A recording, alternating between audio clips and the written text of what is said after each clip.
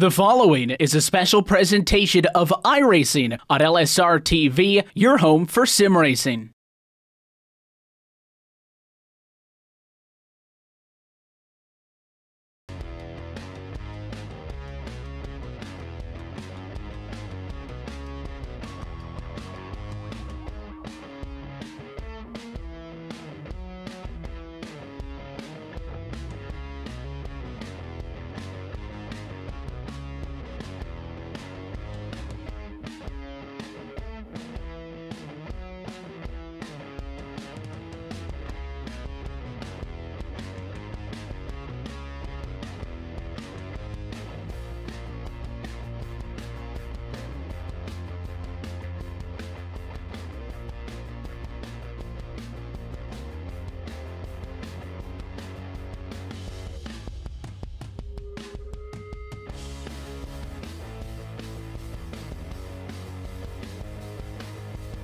Good evening, race fans, and welcome back to the Superspeedway Cup Series here, sponsored by Sunwest Construction here on LSRTV.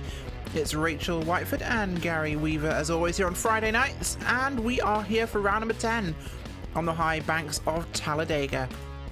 Gary, this track always brings some of the biggest racing and, in some cases, the biggest crashes. Yeah, we saw that about 2 weeks ago, I believe. I'm going to double check the schedule. Yep, 2 weeks ago. Barely completed that. We didn't even complete the first lap before we had our first caution and a massive wreck coming out of turn number 4. So hopefully this time we do a lot better, because I'm most definitely sure that nobody wants to have that happen once again. Absolutely not, of course. And well, so interesting race winners so far. Of course, we had our first repeat recently, which was we've had Mark Johnson Jr. as well.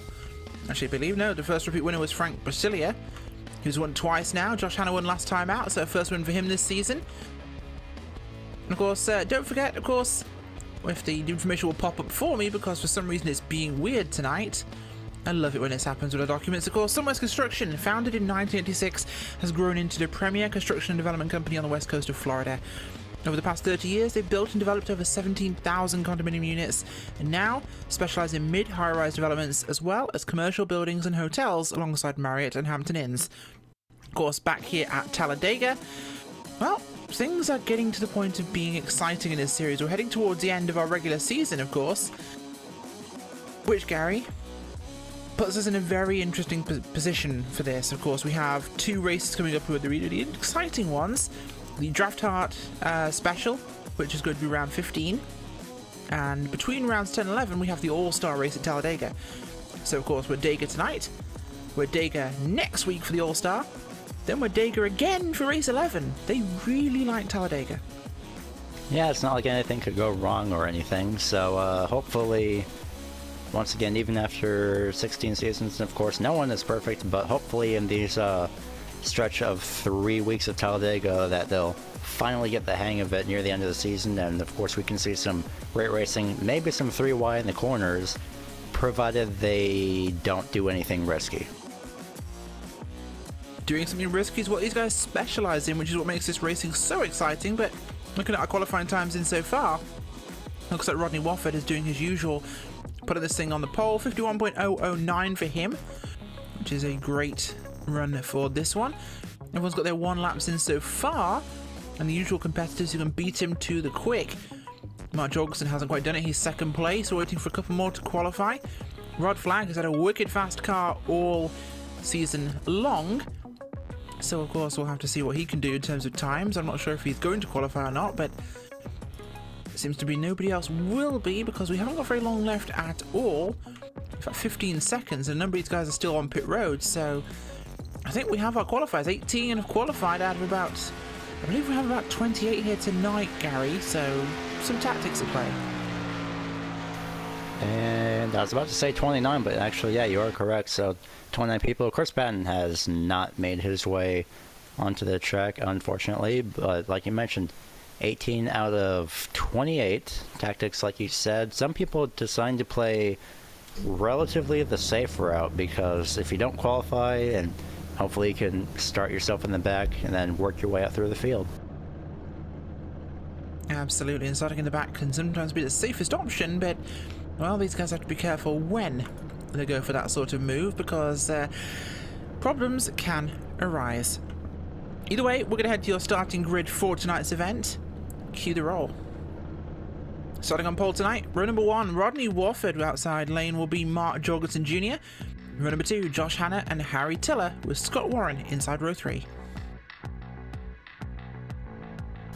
Starting in 6th is going to be Ray Rittenauer the second. Richard Reagan Jr. starts in 7th. 8th goes to Spencer Pree. Andrew Berger gets 9th, and Gary Champion qualifies in 10th. Row number 6, Glenn Hedrick with row number on the outside, sorry, just in the vine. Row number 7, Greg Hooks and Frank Basilia III. Row number 8, Jason Altmans and Chris Passini, with row number 9 being Corey Smith and Dan Harrington, with Jake Champion up there and Rod Flagg in 20th place. And I've just done double the numbers I should have done. Well, it helped. Well, it's kind of fair. I almost get double as well, but John Lucky still begins that string of, well, continues that string of drivers that have not qualified in 21st, 22nd, Corey Hendry. 23rd goes to Joseph Dashaya. That's definitely a mispronunciation. Mike Schultz is 24th. 25th goes to Mike Thiel. 26th goes to Kevin Spencer. 27th, TJ Buck. 28th, Sean McCarrick. And Chris Patton in 29th if he has not yet shown up, though. So that runs your 28 car field tonight. Certainly does, and well, we'll get ready for the fire field to roll off the starting grid here tonight, and we're going to actually attempt to be professional at this point because things have been a little bit fluffy so far, but the pace car will pull away, and we are getting ready to roll for this one tonight. Stage lap will be number 40 this race. 75 lap race in total. We will have our end of stage 1 at lap 40. So expect the racing to really heat up on the last 5 laps of that one, so 35 onwards. This, of course, puts us in a good margin, of course, Gary, because we have 20 laps. If we get no cautions, which can happen, that's 1 stop. Yeah, this thing can definitely go the way for these drivers if they actually do manage to, well, stay clean, stay green. That's an unintentional rhyme. Hopefully we don't see a repeat of what happened 2 weeks ago. Pit stops would definitely, green flag pit stops even, would definitely play an interesting factor into this, as I believe we've only had it once last week, so that also threw a little bit of a wrench, if you will, into what most of these drivers were technically used to, paying under caution. But then again, if you pay under green, it's less congested compared to pitting under caution, where in that case, you're better off staying out and then pitting the next lap, aside from risking contact in pit road. And don't forget, last week out, of course, we did have some issues on pit road under green flag conditions, so these guys do need to be kind of careful. However, the field will be heading now into 3 and 4. The pace car is going to get ready to make that long left-hand turn down to pit road, and we're going to get ready for this one tonight. Thanks for joining us and tuning in here today on LSRTV.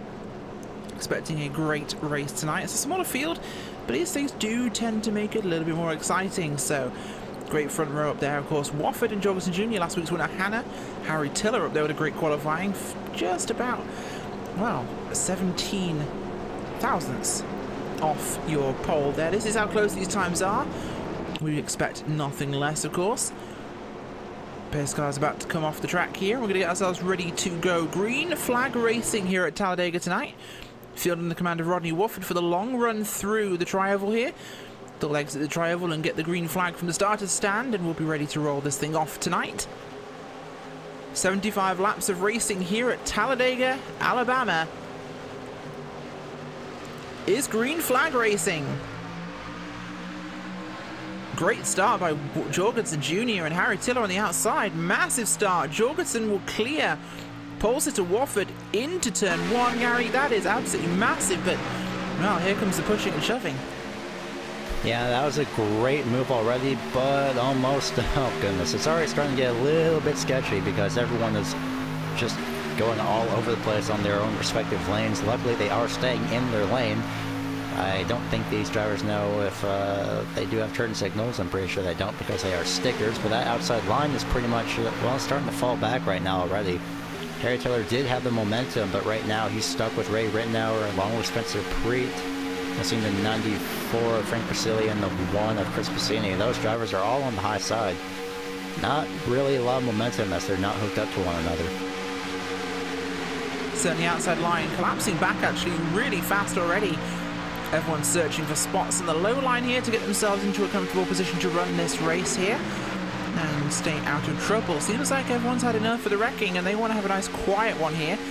Harry Tiller desperately searching for a gap on that low line, somewhere he can drop down and get a comfortable spot to ride for a while. It does seem as though the options are closing in as 76 there, Scott Warren goes up high to look and the gap closes below him super fast. He has nowhere to drop back down again. In fact, a gap opens up in front of Tiller, which must be infuriating for the Englishman. Now, that would be exactly what he wanted to drop into, but Scott Warren will have the option as he falls back here. As we have an incident behind the field, I believe, a little bit further back. Yeah, the 7th. Not sure who that is. That's Greg Hooks. He went open over. Well, his day is pretty much done at the moment. My goodness. That wasn't even a hook. It seems as though maybe he had some technical issues, possibly his screen, because he just turned left and, well, kept going left. And he does come back up on the track, but unfortunately the rest of the field has passed. So unless he's still on the track, which he's now not, we'll have no caution from this one here on lap number 3. They will continue racing as the leaders now head us down into turn 3 for the next time. It's Mark Jorgensen Jr., Rodney Wofford, Josh Hanna, Reagan Jr., Berger, and Rittenhouse second on the low side. Hedrick, Warren, and Tiller on the high side with the 37 of Preet. 94, Frank Basili the third in his McDiggin machine. Chris Bassini back there as well, as we also have the 18 of Champion and the 4 of Devine. That high side is starting to slowly, finally work its way up as well as Greg Hooks is still managing to work his way. Oh no, Rodney Wofford just got turned in front of everybody. Somehow this isn't a big wreck. Now it's going to be as the 2 spins around. Harry Tiller involved. 94, the 1, multiple drivers. Well, we've survived 3.5 laps. I think that's a new record. Not entirely, but it's certainly one of the more interesting wrecks as once again bump parking becomes a thing, and unfortunately Hedrick touches him in the wrong place and he has to go and see HR and use a doll to explain that one to his superiors as he ends up in the outside catch barrier, flipping across traffic, and unfortunately does end up in a position where traffic could be involved. But no, actually it's just the 2 of them that actually really get involved there. Everyone else manages to avoid this, but that puts Rodney Wofford in a very difficult position, as well as Glenn Hedrick. Yeah, Hedrick just went flying, and then about 3 or 4 other drivers get a piece of it. In fact, there's wrecking pretty much up ahead as well. Ray Rittenauer got a piece of it, so Spencer Preet. Oh, goodness. I see Jake Champion was almost going to make it through, and then he just, unfortunately, gets, yeah, he just slams the driver's side of Ray Rittenauer, so my goodness. I've seen the 84 as well, also probably had a piece of it. That's TJ Buck. Yeah, he spun out trying to avoid it. I'm looking right now, yeah. Of course, but leaders up front here have caught the pace car. Will be heading into pit road this time by is lap 5 at this point, and they'll probably be heading for fuel here. Probably no tyres at this point. Regan Jr. appears to have some damage. I'm not sure if you're all seeing the same thing as I am, Gary, but oh yeah, I'm seeing that. Down to pit road. Yeah, you see no hood on that car? Wonder where that went. Someone's running modified, I guess. Yeah, I guess can't beat the roots, I guess, which is understandable. But here comes pretty much everybody to pit road, unless you're Gary Champion. Then in that case, you are staying out. Not the worst move from Gary Champion, of course. He doesn't need fuel till lap 20, but with everyone else coming down pit road, it could be that they can go a couple of laps longer than he does, and that could see him in trouble. But who knows when the next caution will fly. Track position is king, and Gary Champion goes for that option instead. Jorgensen Jr. with the furthest forward pit box other than the 3 car who's still towing back to pit road. 76 makes it off pit road in 2nd place, with 3rd will be Andrew Berger. Scott Warren there will be in the 3rd spot now. Gary Champion, of course, will inherit the lead, although so will the 52 car, who chose to stay out here. So that's an interesting move by him. That moves the driver here of, as I try and find it actually on my timing and scoring screen, Sean McCarrick will be up to the 2nd spot, so that'll move everyone back 1 position. Actually, he's 2 laps down. You are correct, so he is not. I didn't even look at that in my timing and scoring screen. As Gary Champion, of course, will be your leader. Mark Jorgensen Jr. in second place. Scott Warren in third. Andrew Berger, Justin Levine, Corey Henry, John Ludke, Mike Schultz, Rodney Wofford, and Jason Altmans. Rodney Wofford managed to get his car back on track actually here, and wow, that's pretty fast to remain in a top 10 position after that. You must have been able to drive that thing back to pit road somehow. I have no idea. Yeah, I assume that damage wasn't as severe as we thought it was. I'm looking back on the replay in just a few moments, but I guess his engine wasn't as destroyed as we thought it was. No, he was still able to drive that thing back after spinning like a top a few times. He certainly did, and wow, that was a absolutely huge incident for those two, but we'll be back to green flag racing in no time at all here. And get ourselves set up for more of this race. So we're down to about 34 laps here to our pit stop, of course, to our end of stage. So we're taking more and more laps out of this. Every lap we lose from green flag racing, this really ups the ante here for our stage run.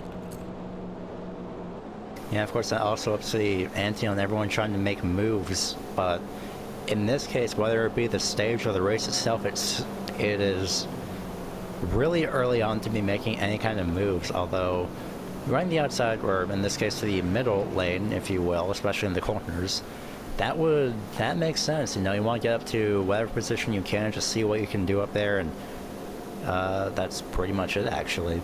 But if you start taking risks, especially about lap, well, in this case pretty much anywhere from about 10 or so on, then in that case, if it isn't the final 5 laps of either the stage or the race, and you're already taking a risk beforehand, that's a bit much. Final 10 laps, understandable, as the pace car lights are still on, so looks like they're still doing a little bit of cleanup on the back straightaway. They certainly are. They'll get these things back rolling as soon as our track is clear for tonight, and well, field to think about what they're going to do with this thing, because lap 7 here will be lap 8 before we even go back to things, and on to lap 9 it will be, most likely. So we are winding this thing down towards the end of the stage here. We need to make sure, of course, they're in a position where they can do that. As, yeah, absolutely. I think the points is something we should probably look at this point, Gary.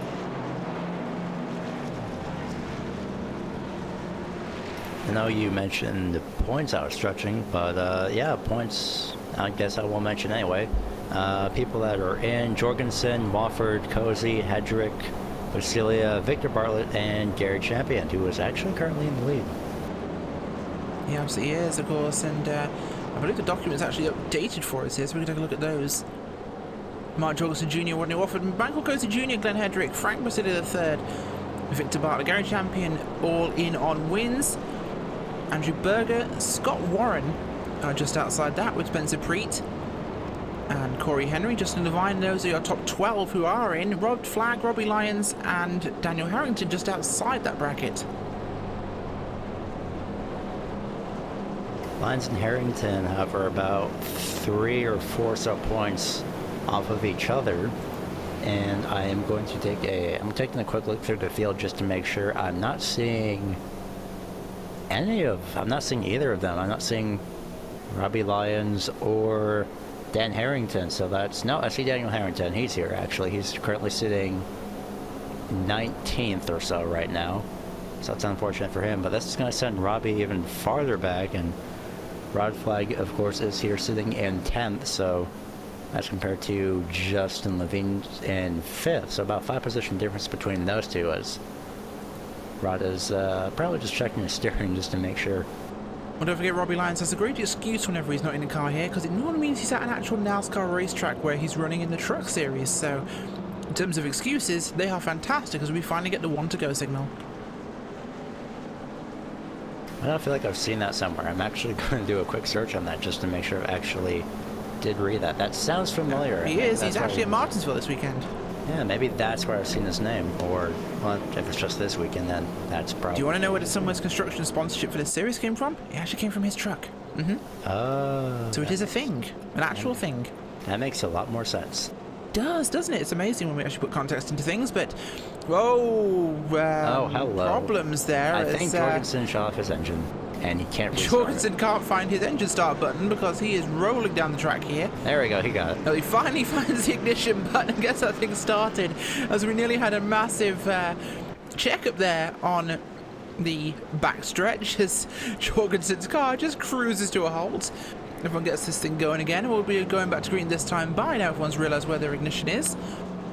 Gary Champion, Mark Jorgensen Jr., Scott Warren, Andrew Berger, Justin Levine, Corey Henry in the 6th spot with John Ludke, Jason Altmans, Mike Thiel, and Rod Flagg in your 10th place. Let's get ready to restart this thing here. Going on to lap number 9, Gary. Okay, I would say, I would be saying, well, how did Jorgensen not, could not restart his engine? But honestly, I've had that happen to me as well. But then again, I started a lot quicker, so still, at least he managed to get going, and nobody got an insane amount of damage, as far as we know. So, the funniest time to see someone shut their engine off in iRacing and not be able to restart it was Sage Karam of IndyCar fame shutting his engine off in an IndyCar at Road America in iRacing whilst he was trying to find buttons to press to work out where his push to pass was, accidentally hitting his ignition. And they haven't got starter motors, so Sage Karam had to go back to the pits. That was embarrassing. But the pace car pulls off, and Gary Champion will lead our field back to green flag racing this time by, and hopefully this will be a bit more interesting as the outside lane really kind of doesn't exist behind the 94. Pull up, guys. Everyone's got some room. Green flag will fly. I think everyone's actually started single file behind that for pit road reasons, but great start again by Jorgensen. He's getting these starts. Nailed Gary so far. Not going to be as good as the first one, but, well, he's level here with Champion, and Berger should be able to give him a great shove on the backstretch. It could have something to do with both the timing of yourself and the driver behind you, as Champion comes up a little bit off the yellow line coming out of turn number 2, but is still side by side, technically 2 by 1, if you will. 2 drivers on the inside, 1 on the outside, at least for the top 3, but now that outside momentum is starting to fall off, as per usual. I'm seeing the 97 of Jason Altman. He's finally found his way into the inside lane. Now it's just 3 drivers on the outside, as far as I can tell, as we are actually 3 wide for about 15th right now. Certainly does, of course, and 15th place needs to calm down a little bit here as the outsides once again dropping back here, single filing out, and these guys trying to find some places on track. Some of them not quite getting the message yet, but if we get some single file racing, we could go to a green flag stop on this one, but it all depends on how these guys want to race, and right now they're trying for that side drive to try and hold themselves up there with the top group, but as you know, Gary, when you only got 2 cars really on the outside, you're going nowhere. Well, you are going, a little bit of contact as well, a little bit of door contact. Well, you're definitely going somewhere, but that's the incredibly one direction that you wanted to go, as Lucky is really trying to force this outside lane. Well, pretty much these 2 outside cars, if you will. It's not even really a lane anymore. They're trying to force them back. Just so, I'm pretty sure Lucky is trying to say, hey, you know what, it's great and all that you guys are using the outside lane, but it's not exactly working. Well, it kind of is right now, as Jorgensen's got a little bit of momentum, but it's just not enough to compete with 5 cars on the inside lane.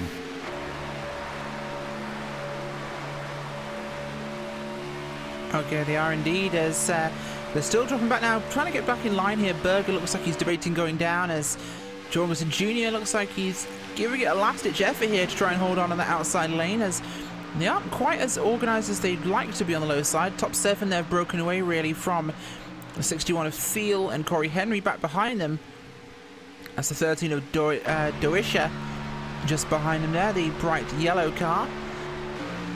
As those 2 are still holding on here, actually. They actually are holding their line at the moment there on the outside. They're not dropping any further, but with this inconsistency from the low side, Gary, they're actually managing to do something.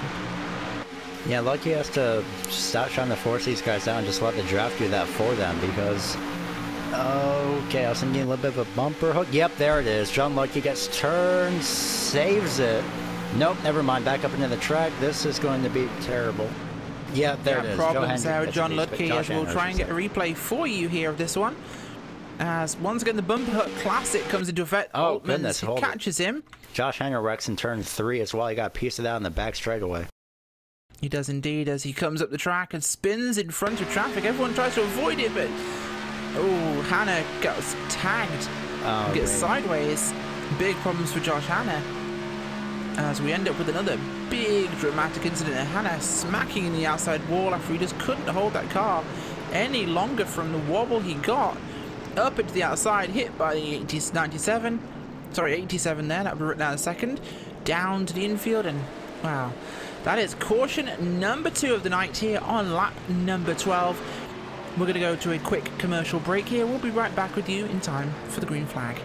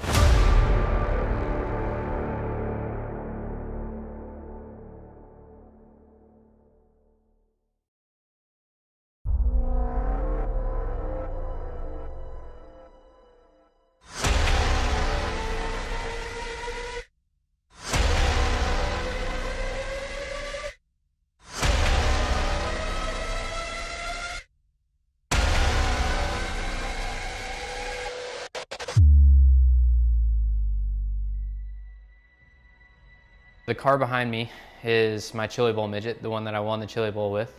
And what's interesting about that is it's actually the car that iRacing scanned that's going to be available to all the iRacing members out there.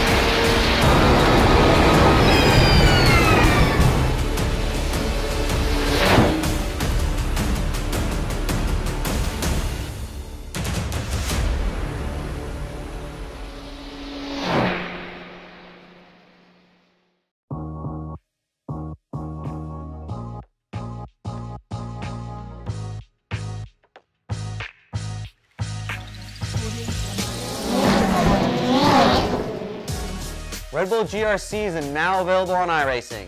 I personally put my blood, sweat, and tears into this thing, developing the cars, the tracks, the dirt, making sure it is authentic as possible, and I really think you guys are going to love it. The best part is that this 600 horsepower Volkswagen Beetle is free to all members. So get signed up now and come race me online.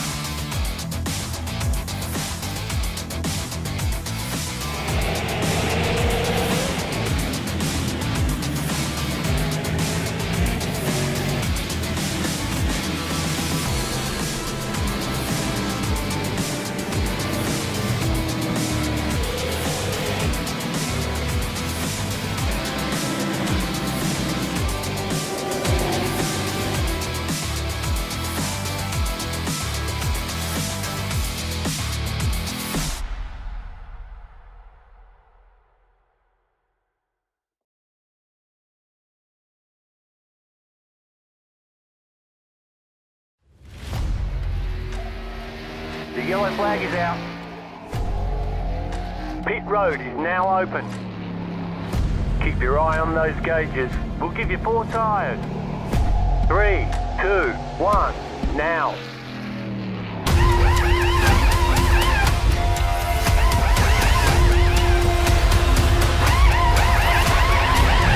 We're done. Get going.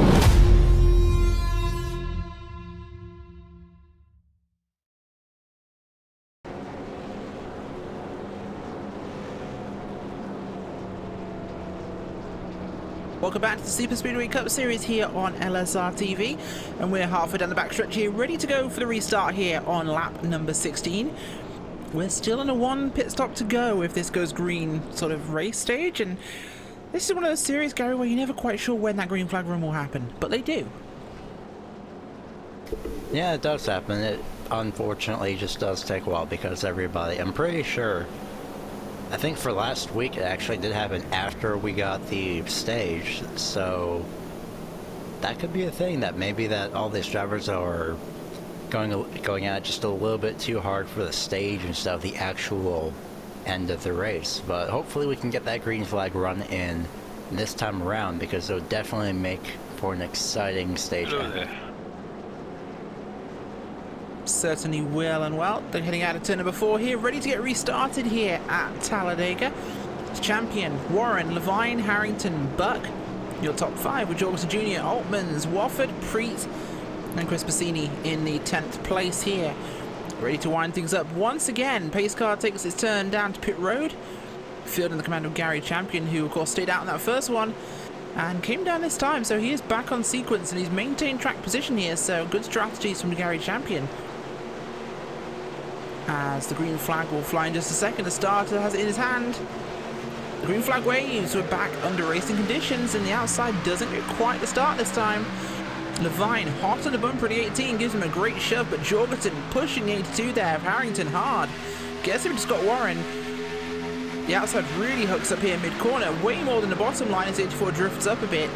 They've really broken apart there on the low side. The outside will get a huge run, I think, down the backstretch here, Gary. Hopefully they can. There's a breakaway between the first 2 cars on the inside, then the second 2 on the inside, and the third 2. Okay, well, yeah, there's pretty much a pattern right there. There's just distance between 2 cars right there. But there's the outside lane. At least the front half of that outside lane is getting a good run. Rodney Wofford just barely on the tail end of it, as that 76 of Scott Warren is in the lead as of right now. He's going to need help from Dan Harrington, though, but this could be even better for Harrington right now, as he's about 15th in points. Scott Warren down to the inside now. He's going to take the lead. Nice move by him there to take the lead on this one. Scott Warren out front. Harrington kind of on his own in second on the outside. Jorgensen pulls down. Wofford looks like he's probably going to do the same thing, and does he stay with Altmans up on the high side? He does, in fact, stay with Altmans, pulls him clear. The two will probably drop down here and secure positions. They're going to go low underneath Harrington, who's dropping back very rapidly, too fast to actually push him up and keep him going without losing momentum themselves. And they're going to do just that. No, actually he uses his speed to just pull up a bit. Working there with Altmans, they're working together, giving each other room. As Jorgensen joins them once again, and the three will hook up here for a run at the front. So it looks like it's going to be 3 versus 3 right now. Maybe not. Right now, it looked like he was going to the inside, but that was just to get a piece of that inside draft. As right now, there's a sizable gap between 6th and 7th place right now. As looks like the 97 of Holtman's going to head back down to the bottom and then back up to the outside as Champion tries to force that momentum out of the outside lane, and the 76 of Scott Warren tried to do a familiar move, nearly a bumper hook there. That's what that could have been between the 18 and the 76. Somehow we're still going forward, thankfully, though, but as Holtman cannot make up his mind. No, he certainly can't indeed, but they keep it going here, and the outside three going to give it a try here to try and get up on the outside, but Altman's kind of pulls down. He breaks that momentum they had. Jorgensen, no, he comes back up again. These guys need to decide what they're going to do and stick with it here, but outside lane, strong cars if they can stay hooked, but seem to be very changeable. Jason Altman's down there in the 97 car, who just isn't quite certain where he wants to be. Now chooses to go low as the low side has the momentum. Jorgensen and Wofford going to drop back, but Bassini and Thiel will catch them here. We'll have a 4 on the outside, 4 on the low, but again, just the cars at the very back, the real powerhouses of these chains, being so undecided. Look at the 82 of Dan Harrington, though. He's actually made his way back up after falling back as well. So far, everything's looking good for him. This could be even better for Harrington if he could at least get the stage win, but it could be even better as everyone's scrambling just a little bit. It could be even better for Harrington if he gets the race win. As again, he's about 15th, but Scott Warren could also use one. He's about 28 points off of Andrew Berger, who's honestly, I'm not sure where he is right now. Went to double check on that. He's 19th right now, so this could help Scott Warren out a lot. Certainly could help Scott Warren out a huge amount here, as outside lane is now starting to really fall apart here. Jorgensen and Wofford will likely drop in here and just maintain position. If Bassini and Thiel do the same, the breakaway we have from this top 10 who have actually gotten away here will probably leave this as a gap, actually, back to TJ Buck, who's in 11th place. Bit of too wide back there, but, well, they're just a little spread out for this one. Up front, another push attempt by Jorgensen. Wofford drops down and says, I don't think this is really happening. No real options there for Jorgensen other than stay out there right now and hope people will come up and help him, because it's that or he goes to the rear end of this field, or at least this top 10 group. Let's see how they play it, but they're getting momentum again. The bottom just being a little inconsistent, Gary. Yeah, it's that accordion effect that always seems to happen. I thought Gary Champion's going to pop out there for the outside, at least he did. I thought he was going to stay out there and try and get that lead back, but he didn't.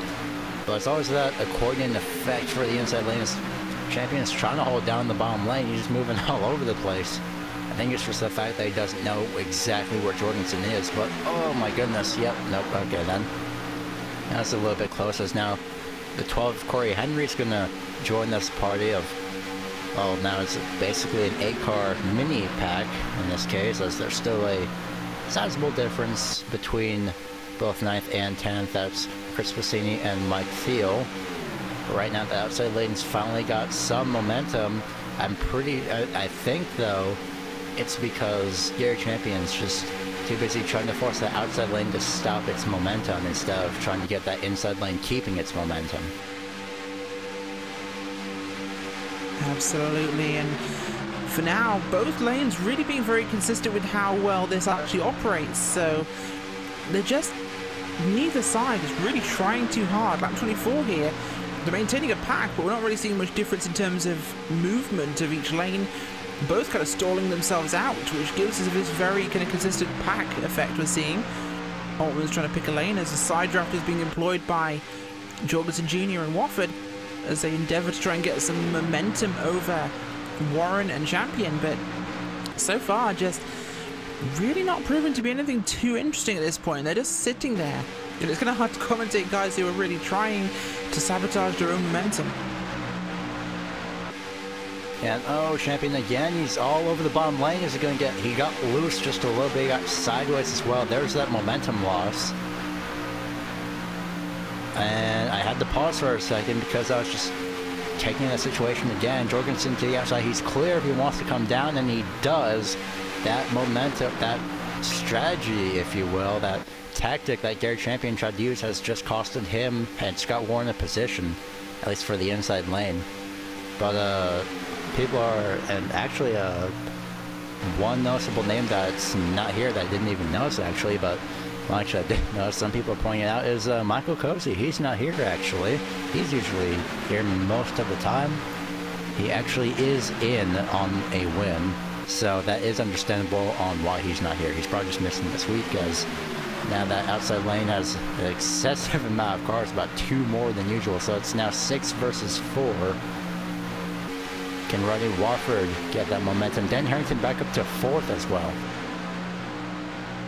He's doing his best with this to try and make himself a tangible partner here, somebody people want to go with, and he's going to pull out and join his outside group and go forwards, but Jorgensen, of course, got to low side.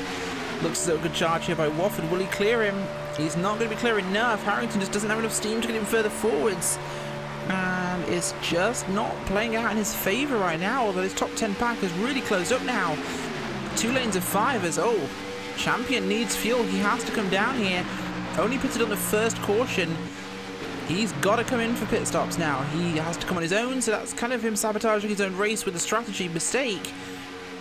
Inside really suffers here. 3 cars versus what was about to be 7 on the high side, but it's going to be 5 versus 3, and this just shows you how powerful being on the low side is in terms of shorter way around the track and easier run, that 5 cars can't actually just manage to easily clear through. Oh, problems with Jorgensen Jr. The bumper hook there from Warren. We're going to replay for you, but Warren just hooks Jorgensen and sends him spinning in a solo car incident to the inside. Jorgensen keeps it out of the wall, but he will lose major track position, and thankfully no damage, but that is a big problem for Mark Jorgensen Jr. As now Rodney Wofford will lead the way. Yeah, replay there for you on the screen showing the hook there from the 76, but wow, that cost Jorgensen everything. Now that does look very extremely, what's the word I'm looking for? It's Wofford is in the lead.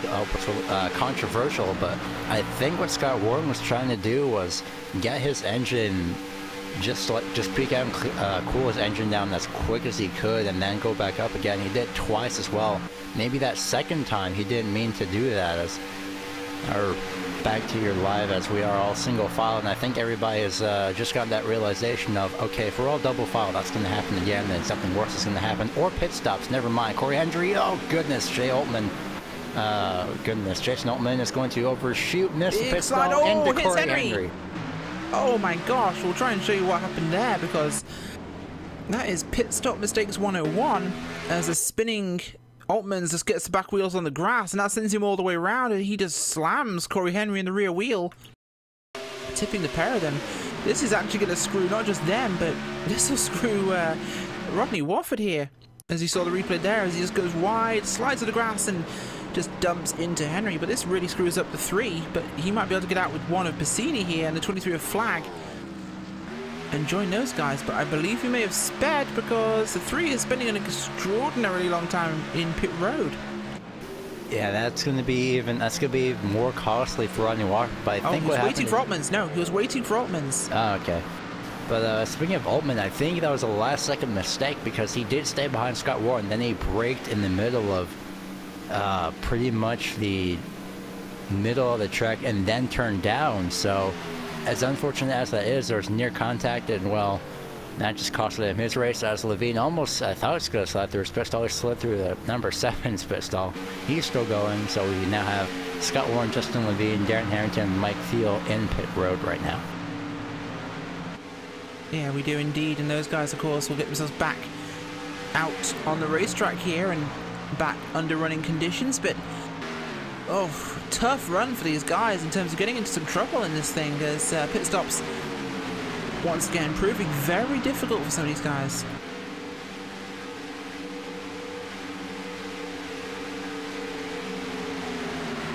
Road, so right now we have Jake Champion, John Lucky, and Andrew Berger, and then following suit is going to be that 13 of Joseph Delshire. He's going to have to stay behind Rodney Walker. He doesn't have enough momentum to stay with the top 3 right now, so looks like he's going to be making his way around, but for now, nobody else is really in pit road at the moment. Some of these drivers may be stretching this as much as possible. And that's exactly what they're doing here, hoping a caution will save their day and make this a little bit easier for them. But right now, your leader is the 31 of Jake Champion. Up the front there in the 31 car, leading John Ludke, Andrew Berger, Wofford. And I think Wofford's actually down a lap. Actually, he is, yes. Rodney Wofford down 1 lap. But up with your lead pack, so it's a good position for him to be. He'll be first car 1 lap down here. A huge benefit to him. Altmans is behind him in the same group, behind the 13 of Joseph Dewisha. We've got 21 of Hedrick with them as well. So this top group now, they're going to have to come to pit road fairly soon, which should theoretically help the likes, of course, of Altmans and Wofford, but they find themselves in a very messy position, and this is really kind of screwing with the strategy for a lot of these guys, because incidents on pit road, people getting spun out, no cautions. These are the sort of problems that people pray for a caution from, but inevitably this is going to probably lead to them not getting one. Yeah, this is one of those moments where right now it's starting to become the point of, okay, well, you do want a caution, but at the same time you don't want one, because, well, for one reason it's pit stops, but the other reason is going to be both track position, and the stage is coming up in about 6.5 laps.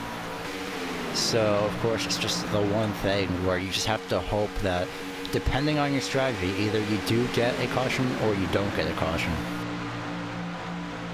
Absolutely, and wow, this is one of those fate moments where you really, really, really want a caution, but you're not going to get one, which leaves these guys in a terrible situation for that.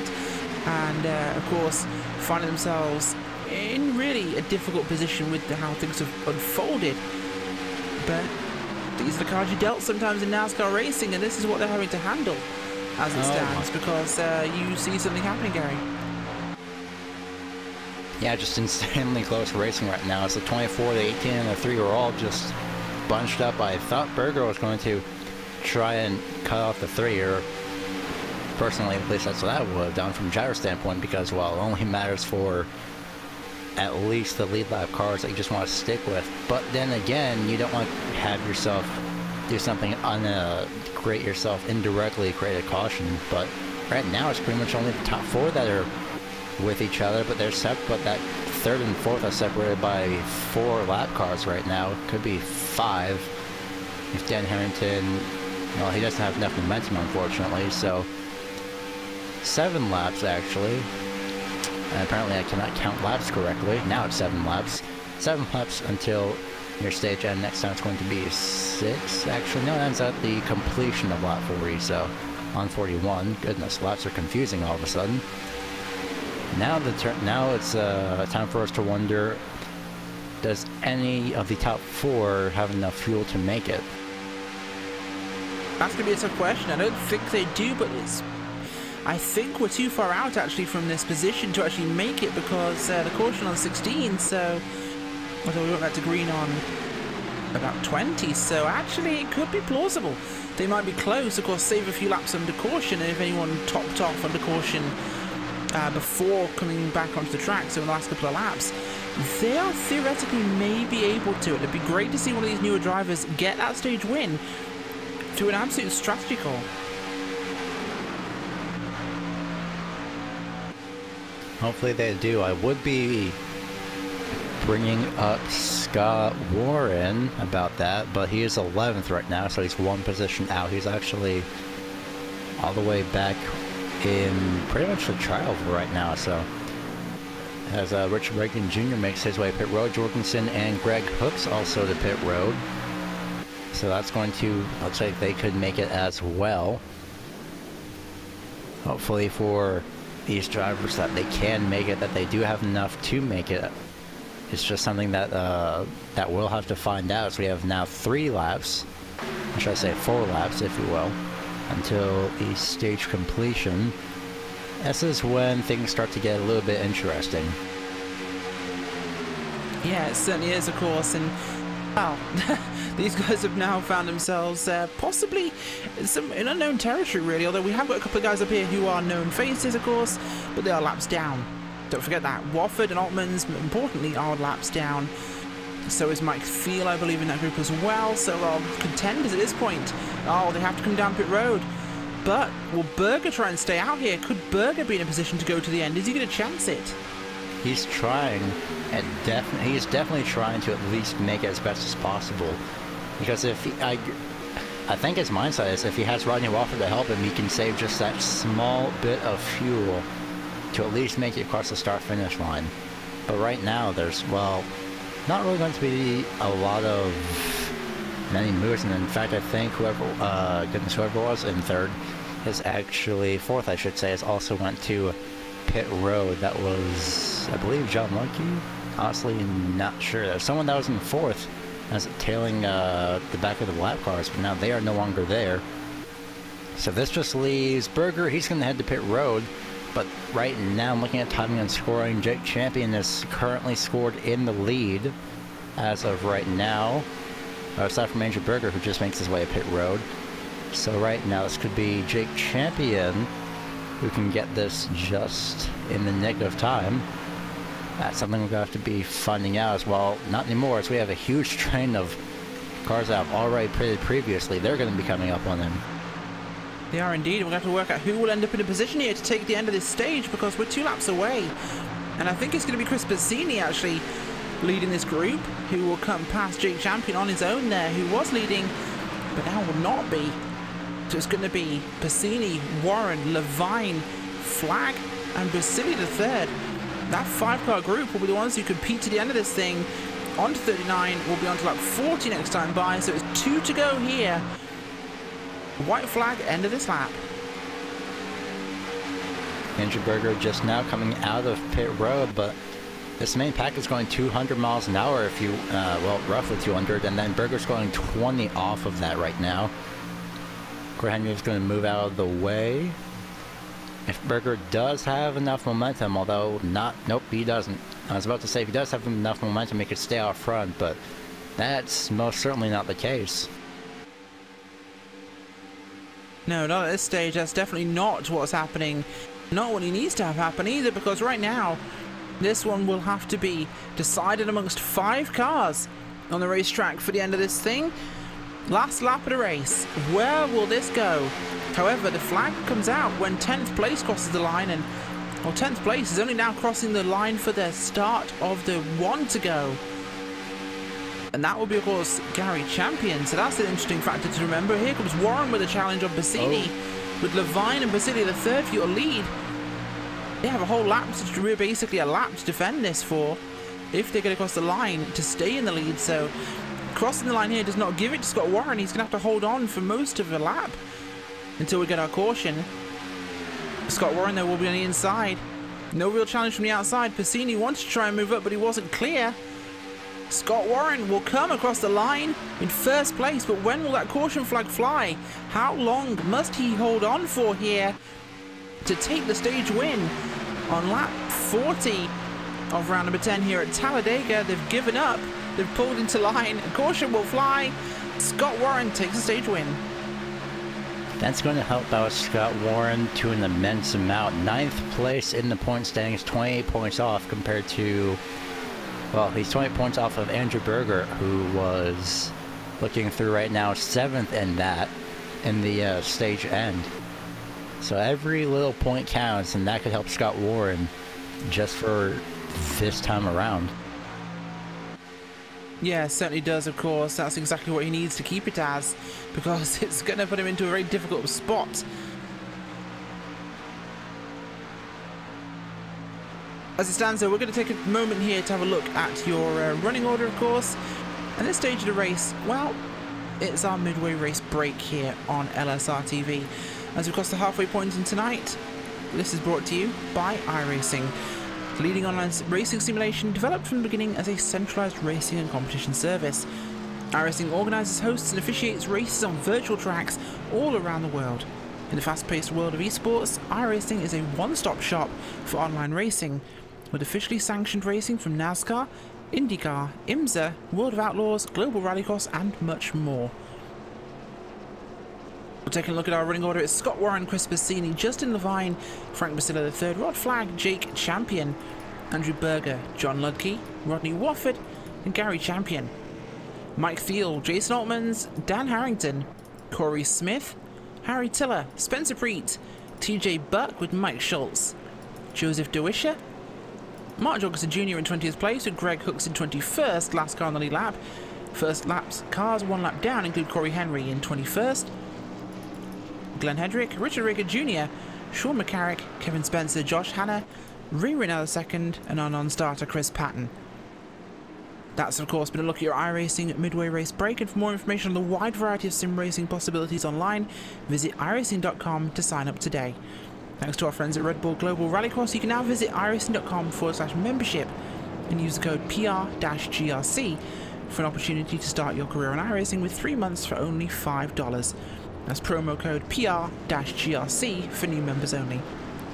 Well, we're going to take a short break here on LSRTV. We'll be back with you for the green flag at the start of stage 2. I grew up in Northern California. My parents were just really big race fans and took my sister and I to sprint car races pretty much every Friday and Saturday night. So I did outlaw kart racing from 7 till I was 14. And then that's when I got into 360 and 410 wing sprint cars.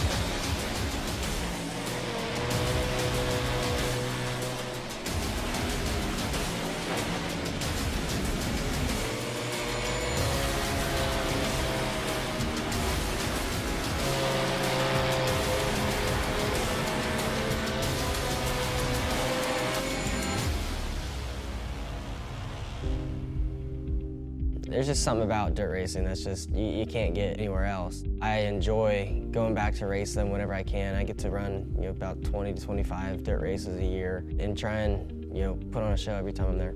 Battle for the lead. Kyle Larson to the inside of Shane Stewart. Slide job, no. Larson unable to complete the pass. He'll follow Shane Stewart down the back straightaway. Stewart makes the move to the inside of Craig Kinser. Kyle Larson goes around the outside out of turn 4. You've got a new race leader. Kyle Larson from ninth leads on lap number 23.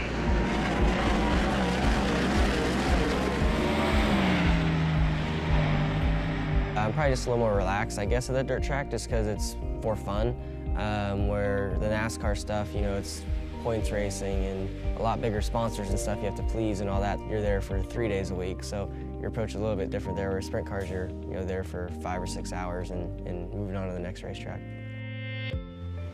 So I've been on iRacing, I think, since 2009 or 10. Yeah, I remember, starting out, as a rookie on there, in the Legends and the late models and stuff like that. And that was fun to, have to try and get your licenses up and stuff. But it's amazing to me how, now that I get to race on a lot of the tracks that are on there, how to the T, similar because of the laser scanning and stuff like that. So all the bumps and all the visual aspects of it are very good. So when I first got to K&N and then the Nationwide Series at the time, I would race iRacing all the time to learn as much as I could about the racetrack before I went to the actual racetrack to race. So to me, it's just for fun now, so I enjoy going on there. Actually, I don't enjoy going on there all the time because I don't win a lot, so it's frustrating to see myself struggle to run top 10 in an Xfinity race or something like that and get beat by Logan Seavey every time I run a sprint car. So the level of competition on iRacing is better than real life.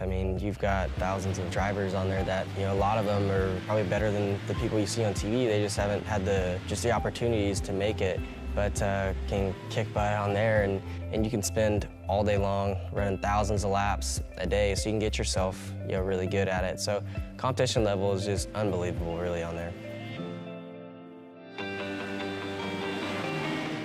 Everybody's been asking for dirt on there for forever. So when they announced it, I got really, really excited. And honestly, it's blown my expectations away. The cars, to me, drive really good when the track's hooked up. The visual part of the racetrack changing is amazing. How you can run some laps and see it start to get shiny, and then you feel it getting slick. Areas of the racetrack getting dirty, and then you get some cars run through there and it cleans off and gets grip back. It's nuts. The tear-off feature is really cool. Watching the wing move backwards and forwards. I run with the virtual reality headset too, so being able to look down and see everything, it looks extremely realistic. So yeah, it blew my expectations away. And it's only gonna get better, really.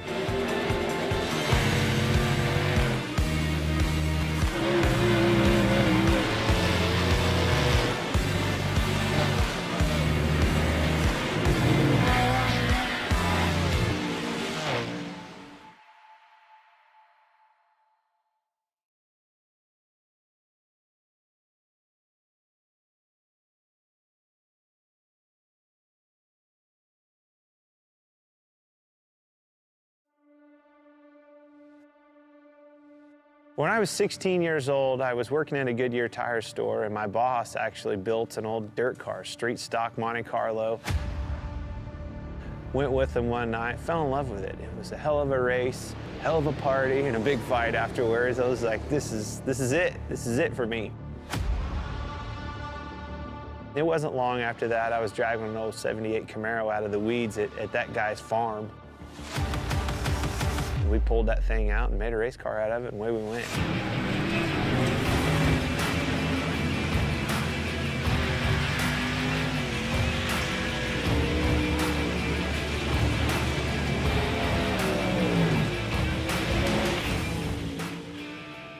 I think a driver has more to do with the equation going back and racing dirt, whether it's a modified, a late model. You can do more with the race car. The harder you drive it, a lot of times, the better it goes. You can crawl up on that wheel and feel like you made the difference.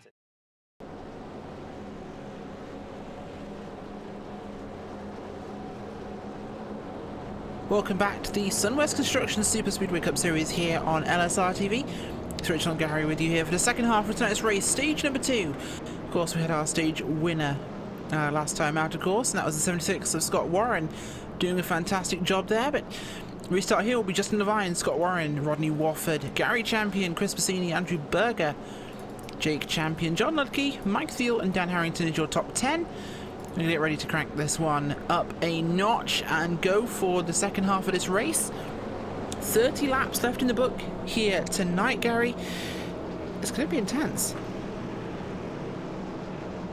Yeah, we're pretty much in this. Yeah, that was 5 or so laps of caution that we had. Luckily stage-oriented, so also an amazing performance by Scott Warren throughout this, throughout the first half of the race.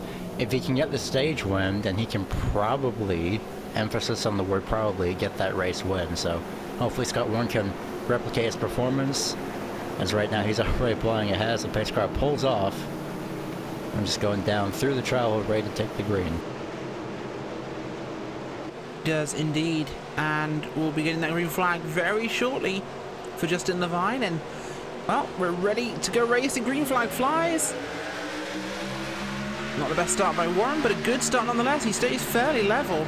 Push from Berger to Champion, and a push to the 76 here. Get him going again, and make sure these guys don't hook each other, because that could end in disaster all over again. However, good run by Levine and Wofford. Wofford giving a gargantuan shove there. Gary gets Levine out front and clears himself at the same time. Wofford had an amazing performance through that restart. Of course, Scott Warren is almost open to getting to that inside lane, but Chris Bassini is there, and well, he's got the draft of that number 3 of Rodney Wofford, so right now it's going to cause both Champion and Warren, the 18 and the 76, that's going to cause both of them to fall back. Maybe not, though, as Bassini and Wofford head out to the outside. It is technically go time, 29 laps to go right now. That's Wofford's going to go all the way up to the, almost to the high side. He's going to bring Bassini with him. No, he hesitated as well to try and bring Bassini, but that didn't work out.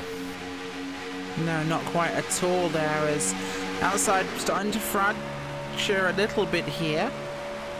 Passini, Warren, Champion, Ludke, Jorgensen Jr., Preet.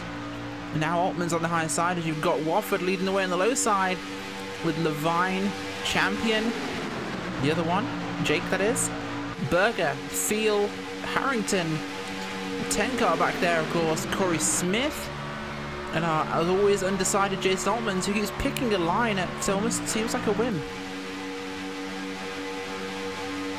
Yeah, I guess he, I'm assuming that he just can't make up it. Well, the reason that he can't make up his mind is because, well, the inside lane has the accordion effect, but the outside lane never really gets going. Sometimes it does, sometimes it doesn't. And the times when it does is going to be when the inside line is usually having an accordion effect. And Spencer Pre comes a little bit too close, and reasons like that would be he wants to keep his momentum as well. So it's just decision making that you have to make on the fly multiple times. Yeah, certainly is, and he's doing his best to do exactly that. As race now being controlled by Rodney Wofford of the 3 car. Cassini, a teammate, sitting on the lead of the outside lane, so it's a team lockout here for Race Fan Racing up front. They're doing exactly what they need to do to maintain their positions in this race and control that field. Exactly what they need to do. Lead pack goes back to Altmans, of course, who's sitting back there in the 14th place, so quite a huge pack for your front group. A couple of drivers further back, including Flag, Tiller, Basilli the third, who could make their way forwards if this gets interesting, but yeah, laps are ticking away now, nearly to lap 50, it'll be 25 to go next time by the line, not this time, but the next one round, so we are looking into the pit window in about 5 laps time. Once we get to that point, you can start hitting pit road, and whoa, Mike Field has a problem and saves it. Nice save by Mike Field there, who manages to get himself back in line, but that nearly was sketchy.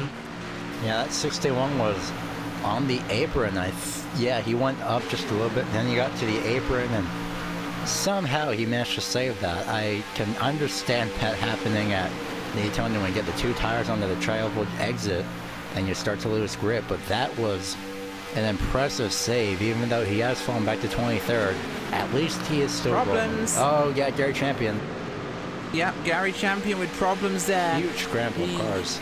He does, yeah, huge pod of cars there as Champion has issues. He ends up side. We've got a replay for you if we can here, but this was heading into turn number 3. Yeah, I'm looking back at it. Oh, Champion went down, Corey went up.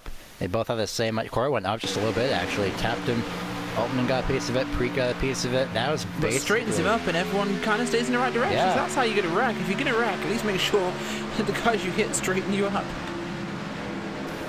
So right now we have a 9-car lead pack. My goodness. So that was 2 saves right now. Well, technically the first one was definitely a save. The second one was a save with assistance, I guess is what you can call it. So, my goodness. Somehow we still stay green with a 9-car pack for the 9-car lead pack. This is still shaping up to be an interesting race. Oh, it certainly is shaping up to be a very interesting race here as these guys do their best to hold on to this one and make this a very interesting end to how things are progressing. But as it stands, you know, they're just having to be very careful with what they do, because one wrong move, you end up in a very difficult position, and these guys are trying their best, but the lead group itself is single file here. Back to Jorgensen in 7th. Then, of course, you've got Jake Champion, Corey Smith, who are just dropping off the back of that grouping. Altman's further back with Ludke and Tiller is a 3. So our real lead group is a 7-car train, dropping Jake Champion, of course, there in 8th place. They're all trying to stay in line. I think these guys just want to run now, get a couple of laps, get to that pit window, come in, and then be good to the end. Unfortunately for Spencer Preet, he has decided to call it quits, so he's no longer in this race, unfortunately. But on the bright side, though, the only good thing for some of these drivers, especially like Mike, the 61 of I swear I just saw him a second ago. Yep, Mike Thiel. And then Gary Champion. This can give some of those drivers an advantage because it gives them time to fix their damage during their pit stops, as well as hopefully funding them their own. So hopefully for them, they can actually have people pit with them. They can get some help as well on the track. And a little bit of a moment there for 82 of Dan Harrington, who actually made his way back up here. He got a little bit loose from Jorgensen pushing him in the heavy, actually just enough to get him loosened up a lot. Jorgensen had a lot of momentum that loosened up the 82 in the tri-oval. So right now it's a position change, so right now Jorgensen's in sixth place, Harrington in 7th, and Jake Champion, well, he's just riding with Corey Smith. Okay, so he is for now, and he'll ride there for the time being until, of course, he could find a place to be. But, well, it's doing its job. These guys are holding this group here. Dan Harrington now at the back of your lead 7. Mark Jorgensen Jr., of course, has moved up. Top 4 are starting to make a little bit of a break. That's Wofford, Levine, Berger, and Warren. Spacini just, well, he's holding station, but there's a small gap. Like I said, if I was driving in this race, Gary, my call would be just make it to this lap we're on right now. Then you know you can pit, and no matter whatever happens, you can stay out. That's the important factor. Track position is king. Get to the 20 to go. Find a few friends to come to pit road with. You're sorted. You stay on the lead lap. You'll cycle back. And Corey Smith, well, somehow he probably just knew what you were thinking or what you were about to say, because he just won the pit road right now. He's out of it. Just got gas and go. So he's done. He's ready for whatever is to happen next, because he knows that no one else has to pit beyond this point unless otherwise necessary for damage, if you will, or provide anything else. But Corey Smith is already well ahead of this, well ahead of the game plan. So right now that just means, well, Dan Harrington's technically in a way left out to dry. He's in the middle of 2 packs right now, one of which is closer to him, one of which is the top 6 lead pack, and the other one is about 8th onto, well, more like 8th and then just 8th through 10th, if you will. It's a mini 3-car pack. 3-car. It is indeed, yeah. Actually. You can see those guys there. That's, of course, the car of Jake Champion, Jason Altmans, and John Ludke doing what they can. But a little bit further forwards, that 6th car now is broken away. Wofford, Levine, Berger, Warren, Passini, Jorgensen. Harrington's dropping back on his own. He will get picked up by Jake Champion's group, I'm guessing, as we see this one. A little bit further back from them, Frank Basilia, Corey Henry, Mike Schultz, TJ Buck, Glenn Hedrick, Harry Tiller. In that group with Joseph DeWisher just a little bit further back, Greg Hooks, Rod Flag. So everything's very quiet here. I would not be surprised if we do get the green flag stops here. And like I said, we're in the window now. Time to make the call. We could be seeing these drivers come down any time now. Probably within 10 to go. Nope, here they come. Chris Passini, the 3 of Wofford, who's really on the brakes right now. The 24 of Andrew Berger. Not sure if Rodney sped down pit road. Jay Riot also in pit road. Chris Passini as well. Rodney Wofford's pit speed was really close. So it's Frank Basile, Corey Henry, Mike Schultz, Greg Hooks, and Rod Flag. Yeah, they are here, and they're doing exactly what they need to do to try and get this one in here, but they're getting those stops, which is the important part. This puts them in a very good position leading on to the rest of this race. They're coming off pit road. It's a good group here, of course. That's four of, I'd say, of our best drivers in the series. Not exclusively, but 4 of what we call the top-ranking drivers. Wofford, Jorgensen Jr., Berger, and Passini, all cars that can win any race out. And it's great to see that, of course. But these guys making that strategy call at this stage, more coming off pit road, including Henry, Basilia, Schultz is coming back onto the track, Flag, and the 7 of Greg Hooks. Everyone diving pit road here. They know this is the time to go. The leaders just came in here. Levine, Warren, Harrington, Champion, and Ludke. This leaves the likes of TJ Buck staying out on the track, apparently on his own to lead some laps. Good for him, getting some lap-led points in there, but he's going to be suffering from this one because no friends to pit with him. He could be in trouble. Yeah, you definitely need as much help as possible, and Corey Smith took that risk. Of course, he almost got lapped. He pretty much did get lapped by Justin Levine when he was heading down the pit road, but right now, they did go to the pit road, so essentially Corey Smith is basically on the lead lap right now. He's still scored in 21st, however. Right now, well, when I say that, he's now scored in 20th, actually. It's just going to take some time right now. He's actually got two people for position up ahead of him. He's actually passing a couple right now as well. One which being Joseph Deshaya, Justin John Lucky. He's got Greg Hooks and Rod Flagg ahead of him. This is essentially, currently right now it's DJ Buck, but he is in pit road, so this can give the lead back to this is actually going to get the lead back to Mike Thiel, who got loose coming into the trial bowl no less earlier on. That's a way to rebound. Certainly a fantastic way to rebound there, and they do just that, but at the sharp end it's going to be Field. Actually, the 18 is not, I believe, on our lead lap after the incident he had. Well, he is technically waved around, back end of the lead lap, I should say, as Rodney Wofford leads our guys who've pitted here. Wofford, Jorgensen, Berger, Passini, that top four. They're the ones we're really keeping our eyes on here. As lap number 60 comes through, 15 to go. And it's a 4-car run as the caution flies, which changes everything. And I think that was Harry Tiller. It was indeed. Harry Tiller has an incident here. Oh, dumped by Hedrick. Hedrick pushes the corner.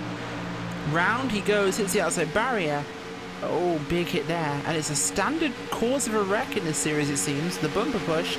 Replay there at the hook, and into the wall he goes. And that just leaves us in a position now where we reset everything for a 15-lap dash. Guarantee a caution at this point. I keep forgetting about these 5 extra laps. I have no idea how, but I do. So, right now, coming onto the back straightaway, Mike Thiel, Rodney Wofford, Mark Jorgensen Jr., Andrew Berger, and Chris Passini make up your top 5. Justin Levine, Jason Altman, Scott Warren, Glenn Hedrick, and Dan Harrington are going to be 6th through 10th. That's... well, I know you were... I'm pretty sure, at least what I assume, is that you were joking about the markers on the bumpers, but honestly, I think at this point, if it wasn't that obvious, it would definitely be proven to be useful. LSRTV pro tip of the race, brought to you, of course, by Joel Real Timing, which is exactly what we here at LSRTV use. Joel Real Timing is whether you spend your time on the pit box, on the spotter stand, or behind the wheel. It's the go-to timing and scoring software for iRacing. It's for basic download or a full premium package from joel-real-timing.com. That's joel-real-timing.com. And that gives you, of course, the LSRTV pro tip of the day. Don't push the corners. Don't push the corners. It's bad. I'll say that again just in case you're not quite getting this idea, and if any of you drivers in the series are watching, don't push the corners. In fact, what we really suggest is what we suggested last time out, is you draw some lines on the back of your car from the edge of the spoiler to the other edge of the spoiler and say, push between here, push outside here, bad stuff happens. And that's my pro tip of the day from LSRTV and Joel Real Timing. Did you like how I made that a sponsor plug somehow? Yeah, that was that was clever, though. I will admit that. That was actually really clever. And Mike Thiel went to pit road. He couldn't make it, so at least he led some laps. So that's good. 3rd caution of the day. Somehow didn't catch until now, so thank you to one of the very, very, very, very dedicated members, fans or viewers, if you will, in the chat. They know who they are. So right now that's going to move. Absolutely do. Yeah. So right now it's Rodney Wofford, Mark Jorgensen Jr., Andrew Berger, Chris Passini, Justin Levine, top 5. Scott Warren, Glenn Hedrick. I'm not sure if I said Hendrick or not. Dan Harrington, Frank Basilia the 3rd, and Corey Henry are 6th through 10th. So just a very minor change, I believe, aside from about 2 or so people. Yeah, that would be almost exactly it. Well, we're going to be coming out of this one probably about 11 laps to go here. So, I mean, what we're talking about in terms of intensity, this one's going to go from basically 1 to LA Freeway in no time. What could... My goodness, my voice just broke for a second. What could go wrong besides literally anything, actually, because it's Talladega, and I believe it was from 2012, as I was corrected on, that, it's not like there could be a big pileup or anything. I mean, we kind of replicated that unintentionally 2 weeks ago, not even completing the first lap. So, that's something to hopefully not really look out for, because we don't want that to happen to these drivers. Well, you say we don't want it to happen, but I might say that I personally do, because I kind of enjoy being sarcastic, and the more they wreck, the higher my sarcasm meter goes. And this series has somehow managed to not yet peak on my sarcasm meter, but they keep trying. They are good at that. They're desperately trying to get to the top level of my sarcasmometer of racing, which will come out at some point if they carry on. But I mean, the bumper hooks. I mean, how many times have we seen this now, Gary? How many races have we done together? I have absolutely no idea. Actually, hold on a second. Let me look and see when I started. About the beginning of this month, actually, I believe, is what I'm seeing for now. So, yeah. There are quite a few races, and they're still doing it. Yep. And honestly, though, you think for 16 seasons you would finally get the evidence that it's not, you know, that difficult to not. It's just let off the throttle. Even if there is someone in your back bumper, well, it's common Superspeedway etiquette. Always make a 2-car tandem. If you make it a 3-car tandem, what are you doing? That's at least my thoughts on it. Yeah, that's not a bad thought either, to be honest, and we will agree with that one. That's definitely the place to be. But aside from that, though, Scott Warren, who I'm actually rooting for, because A, he's, you know, I root for people that actually, well, okay, let me rephrase that. I root for people that are almost not really in a good position. I mean, technically Scott Warren is in a good position. He's 28 points out of Andrew Berger, who's, this is about, I think, 15, 14, 13, so it's about 10th or so in the point standings, but he's not in on a win. I'm rooting for him just because he won the stage, so plus he shows what, if you will, potential. It's definitely going to be, it's going to be great for him if he can somehow go from 6th to 1st in the span of, if you will, I believe 10 laps. 11 laps if we get the one to go signal here. Every time for this track, if we think we get the one to go signal, we end up getting 2. So guess the track officials are paying the pace car guy extra. You know, I think they are. The pace car driver certainly is paid by laps of this series, as he's getting quite a few of them, of course. But for now, it'll be Wofford, Jorgensen Jr., Berger, Passini, Levine, Warren, Hedrick, Harrington, Basili III, and Henry in 10th place. And, well, the intensity level is going to go high here, because we have not many laps left, and a lot of drivers with experience at the front. We are going to see one more caution. I'm going to put this out there. There is going to be one more. I don't doubt that. Pace car lights are out. Not the one time I say that, and they're actually out. I wish I said that sooner. Well, 1 lap to green, and we will be going green with 11 laps to go. Didn't I say that? And oh yeah, no, I did say that. Alright then. I can't remember what happened about 10 seconds ago. Welcome to commentary. Ladies and gentlemen, Gary Weaver, the man whose brain is made of terry cloth. Thanks. But yeah, we have Rodney Wofford and Jorgensen Jr. on the front row. Okay, that seems vaguely familiar. I wonder where we've seen We're at this Talladega, before. Alabama, Gary. Yes, and no. I'm just checking. Okay, yeah, I'm 100% sure. Next week is Talladega, and the week after that is See, the funny Talladega. thing is, folks, for him, this is about 10:30. For me, Nope. this is 2:30 in the morning. Actually, it's not. It's actually 7:26 p.m. Then you have no excuse. Nope, I do not. Does being hungry count by chance? Not in the slightest. Ah.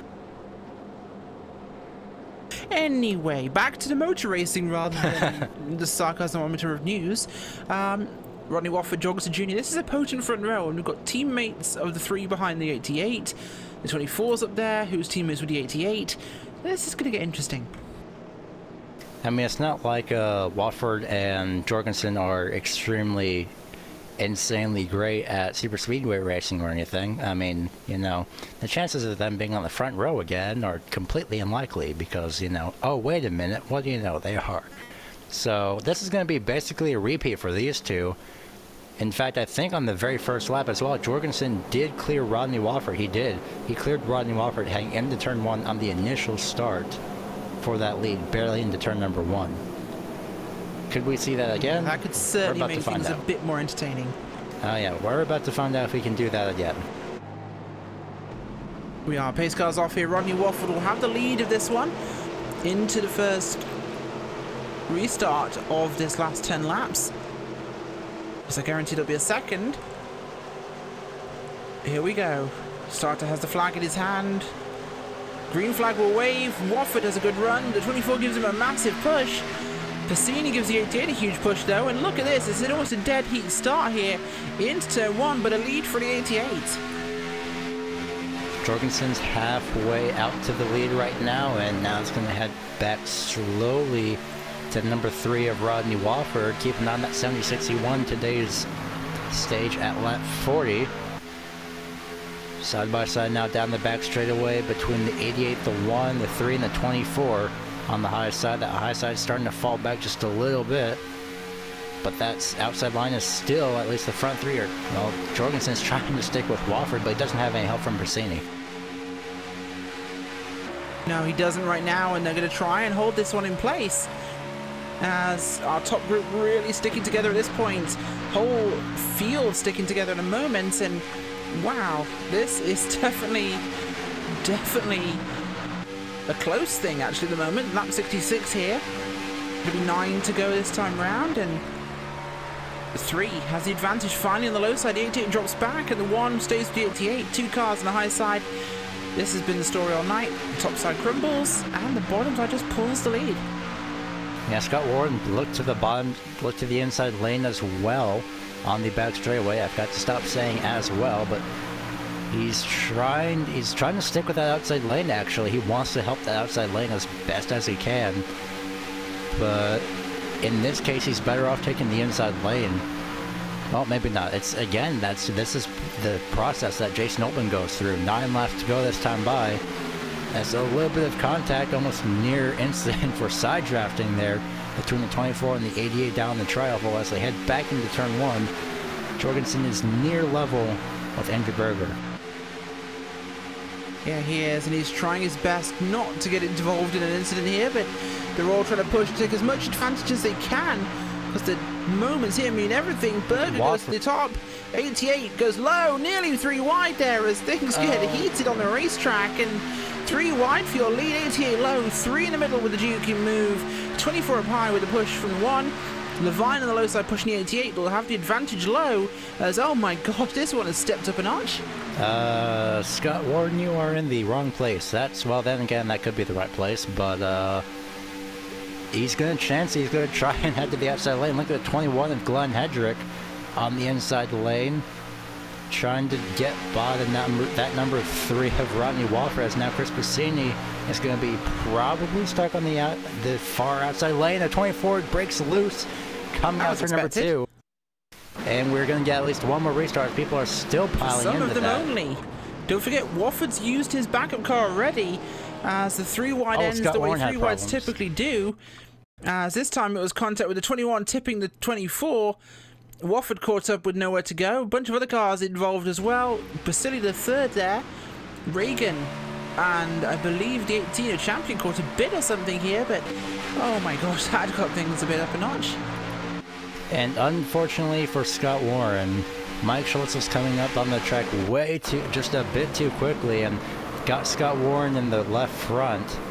So that could be just a little bit altering. He is falling back to about 10th place right now, so as if he avoided the initial wreck, but right now, well, he's fallen back to 10 just because of that small bit of contact, or maybe they're still getting sorted out actually, so we're going to find out heading into these final laps of the race. Yeah, we certainly are. I'm going to probably have about 2 to go actually at this point, I think, once we get this caution sorted out, so we're going to stay live with this one for the moment. I believe everyone who's not actually damaged will probably try and stay out here because everyone's good on fuel. but Jorgensen's out front. He's undamaged. We've got Passini, Levine, Hedrick caught a little bit of flack from that one. He's got a bit of damage. Dan Harrington's undamaged. A lot of these guys in a great position to make this to the end, and this is looking like a gift to the 88. Well, that is for now at least, because starting to his outside, it looks like, because I double-checked the timing because it still has yet to update, because start-finish line for iRacing, but nonetheless, Glenn Hedrick will be starting actually right behind him, but Justin Levine is going to be starting to the outside of Jorgensen Jr. right now, and on behind Levine is going to be Chris Passini. I was about to change my mind there as Passini came up. I thought I was still sorting out. So right now Scott Warren's back in 5th place. Alright, so yeah, still getting positions sorted out. I would say who is where, but I'm going to wait. Dan Harrington dropping back to 8th right now. Okay, I think everything's fine. So for these final 10 laps, well, not even final 10 laps, I can't correctly count apparently. Mark Jorgensen Jr., Justin Levine, Glenn Hedrick, Chris Passini, and Scott Warren are your top 5. Mike Schultz, Dan Harrington, Frank Brasilia III, Greg Hooks, and Rod Flagg 6th through 10th. Your biggest mover of the race is apparently the 6th, Mike Schultz, who is 18 positions up from where he started, which was 24th. So actually the only car within the... Nope, never mind. I was about to say the only car that started within the top 20 in the top 10, but try telling that to Rod Flagg. Yeah, Rod won't be too happy if you said that to him actually tonight, because you could definitely do with it going a little differently, of course. But right now we're going to cycle this one through. We've probably got about 2 more laps, obviously 3 more laps here at the caution, depending on how things will shuffle through. But we're going to have a short run, possibly 2 or 3 laps, probably 2. And the thing is, if we get caution, this ends the thing. That's it. Unless we get to the one to go, they're in trouble. Yeah, in that case, if we do get that white flag, then the only thing that's going to be ending the race is the checkered flag, unless there's a wreck that they unfortunately get involved in. Then in that case, that's what ends the race. But some things to look out for. Justin Levine and Chris Passini on the outside, Glenn Hedrick and Jorgensen Jr., not in that order, reverse that actually, on the inside lane. Again, just it's gonna be interesting. So, my goodness, this is open to how many laps will we have left? I'm going to guess. Well, then again, I think we actually are on 2 laps to green. I want to say, but we probably are on 2 laps to green once we cross the line. We'll find out, and then we can actually predict on when we will restart. We can indeed, and we will for sure. But I think based on when we actually had the caution, I think we're going to see 2. Could be 3, but I think we'll see 2. So either way, he's going to have 2 laps, possibly 1, where they can have a wreck and it'll end the race. If it happens after the white flag, of course, we go to the checkered flag. But look at our chances we have for these drivers in the running order they've got right now. Jorgensen Jr., Levine, Hedrick, Passini, Warren, Schultz, Harrington, Brasilia, Hooks, and Flagg. That's your top 10. Out of those cars, the guys with a real opportunity are your top 5. I'm going to have money here on Levine, Jorgensen, Hedrick, and Passini. Scott Warren's a little far back, but stranger things have happened. But in terms of a couple of laps to defend, Jorgensen Jr. is going to have a very, very easy run of this, if he can hold on. That is a, like you mentioned, that is a insanely large if we can actually, if there was a visual representation, I think that would be about the size of the, we could pretty much just put down the Charlotte big screen was, nope, that's the name of the Texas one. Well, I don't think that even has a name. Does the Charlotte TV have a name? I'm not even sure. Nope, Texas is Big House. Yeah, that's what I was thinking of. Oh well. Now just begins the insanely long wait at 65 miles an hour. This is basically highway speed. You'd think on a highway 65 miles an hour isn't really that quick. Well, in a way it is. Unless you're at racetrack, then in that case, in terms of Talladega, it takes forever. Welcome to Talladega. let's not forget these guys are doing 2.5 miles, and it feels like it takes forever, but in reality they're actually going pretty fast, of course. However, you know, we look at how these guys are actually running this thing tonight, and I can't believe you managed to make a discussion about highway speeds feel like it lasted 2 laps, but it did. Positioning, Gary. Positioning is going to be really important for this restart. Inside line, of course, has the innate advantage, but we have to look where people are going to form up, and Piscini will be pushing on the outside, and Hedrick will be pushing on the inside. So far, Piscini's shown real prowess pushing out of the starts. Yeah, Piscini has gotten that restart timing.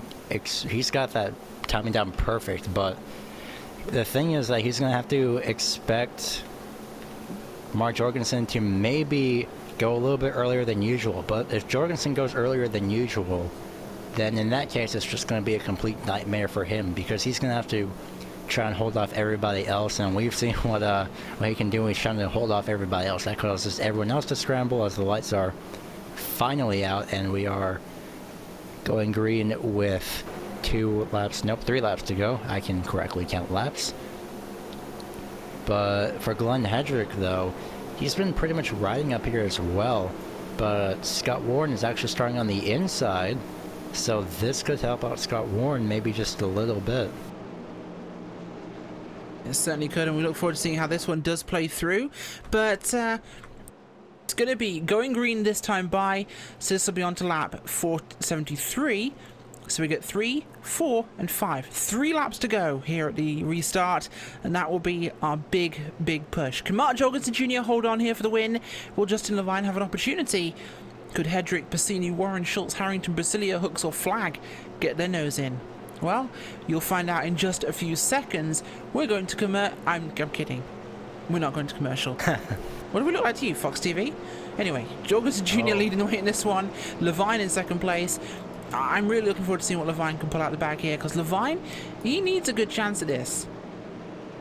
Levine definitely could use, I would say, a win, and he actually could use a win. Yeah, he's 12th on points right now. And so could Warren as well. I mean, both those could point themselves in here if they do this. Yeah, Scott Warren could definitely use one as well. The 82 of Dan Harrington, Dan Harrington's just been all over the place in terms of both good and bad. But look at this. He's up in 7th right now behind Scott Warren. So this could be open up to potential for pretty much almost anybody. It certainly can. And well, speaking of potential, we come here into the tri-oval for what we hope is the last time. Pace car takes a long left-hand turn down to pit road. He hopes his workday is done. Field under the command of Mark Jorgensen Jr. Starter has the flag. This is it. This is the restart that makes or breaks your race. And Mark Jorgensen Jr. gets the green flag. Big start by both of them, but like I said, Piscini with a big push here. Hedrick doesn't even go. I think he's out. Oh, he might be out of fuel. He's dropping all the way back. Oh, this is terrible for Jorgensen Jr. He is in serious trouble unless he gets help fast. 16 of Schultz drops down. Piscini can't drop. He wants to drop. He's got room. He can pull down, but he's not doing it. Levine with the body check. Oh, gosh. Piscini has to stay high. And now it's going to be those two side by side. Levine pulls down in front of 88 of Junior. Piscini left out to dry on the high side. What a restart we had there. Jorgensen pushing very aggressively here on Levine. He goes to the outside, hopes Piscini might help him, but he drops back in line. Single file here, on to 74 as we'll come across the line this time by. Jorgensen going for a move already, going left, right, up, down, trying to find a gap as the 16 loses it, goes down to the apron, holds on, saves it, up into traffic, but everyone holds their positions. Jorgensen is being so aggressive tonight. Mark Jorgensen Jr. now has Piscini on his bumper. This is the engine he needed. This is the powerhouse he wanted. Caution will fly, and Levine is ahead. I'm trying to find out what happened here for you to cause that caution. Do you have an eye on what happened? Yep, it was the 16. I was going to say. He took about half a lap to wreck. Yeah, I was going to say, him coming back up onto the track was a big mistake, and from any standpoint, driver, commentator, spectator, whatever you want to call it. that was Oh something. gosh, he pulled. Yeah, we're going to replay it for you here, but the 16 comes off the apron. He gets tapped by. Oh no, he comes back up, is fine. Gets hit by Harry Tiller, which pushes him down, then up and into the car of Field, and he just goes up the track and boom, confetti. Not the day for him, but this brings the caution flag out, of course. Levine is your winner here in round 10. He needed that win. He got that win. Yeah, Levine had an amazing job. That was shaping up to be an amazing race, but unfortunately it was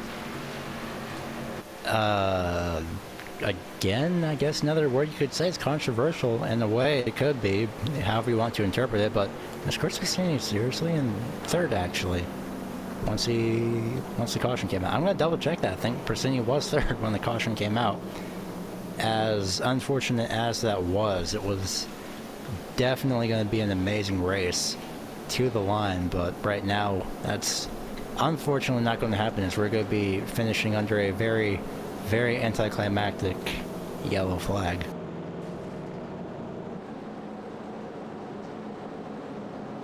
Certainly is, of course, and what an anticlimactic finish we'll get here. They'll come across the line when Justin Levine taking his first win this season and locking him into the chase. Mark Jorgensen Jr.'s spirited defense there and charge in the last moments was denied.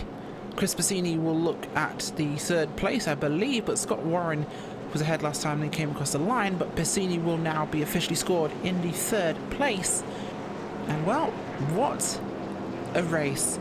Not, as mentioned in the chat, that's not the finish we wanted, but I tell you what, it was still an amazing race we had tonight, and well, your thoughts, Gary?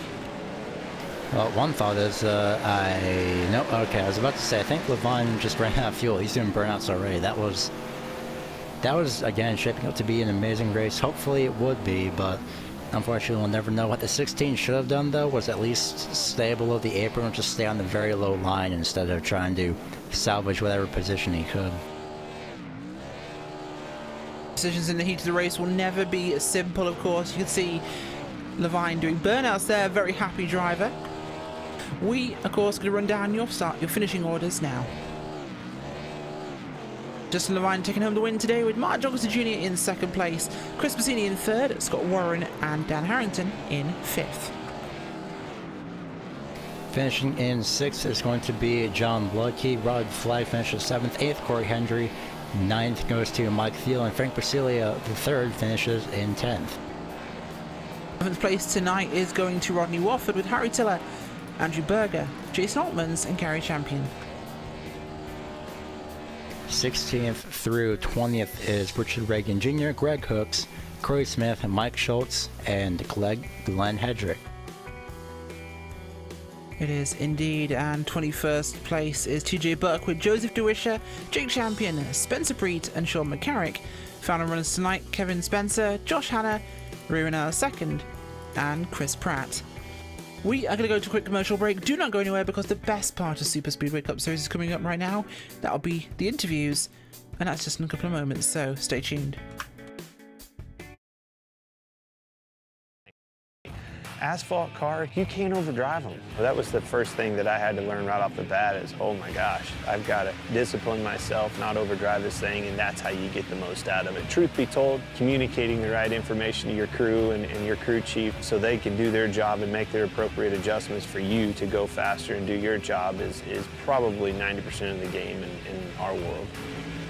I've always loved late models. You know, my dream was to be a late model driver driving for a living across the country like Daryl and Don do that drive for me. I mean, that was, truth be told, that was my dream, you know.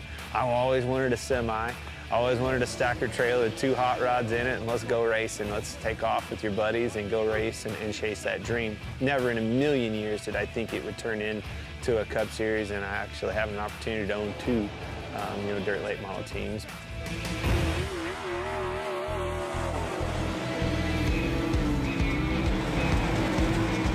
When you think of iRacing, you don't think of a video game. It's not. It's way above and beyond any of that. You know, dirt racing changes so much. The track changes so much. Being able to capture that, you know, experience all those details that surround dirt racing and make dirt racing what it is what makes iRacing so cool, because they did nail all of that. I knew when they came to our shop and scanned cars and went to the detail of getting that car right, I knew that it was going to be over the top, because it blew my mind just the work that went into making sure the car itself was legit. This sport has been around a long time. The competition can't be replaced, and that's what brings people back to the racetrack week in and week out.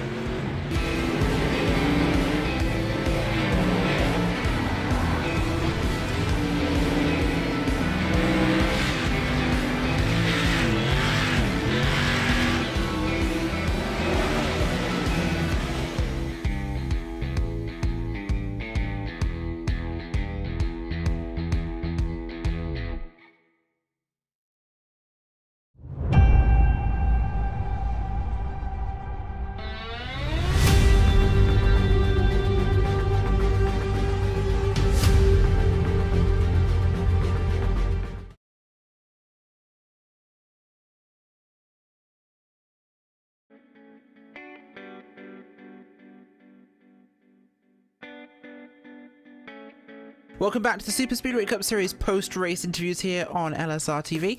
And well, it's been a long time coming for him, but Justin Levine gets his chance of a win here at Talladega Superspeedway. Justin, how's it feel? Oh, it feels amazing. I mean, that was not the ending perhaps you wanted, but Jorgensen was pretty aggressive there at the end. Do you think you could have held him? I was trying. I did everything I could. Once he got on the outside with Chris, I was a little worried, but I had Scott and Dan Harrington coming up, so it would definitely been a fun drag race back to the line. And especially we had 2 to go before that caution came out. It was, in fact, just 2 to go there, but either way, I mean, the race has been pretty much, should we say, marred by bumper hooks. Is this a problem you're seeing? Yes and no. You know, once you learn from it, you know not to do it again. But I think more of a problem is netcode. Netcode's been so bad lately. I don't know what's going on with iRacing. Well, that's one of those issues, of course, but look, who makes it happen for you guys in the 4 car?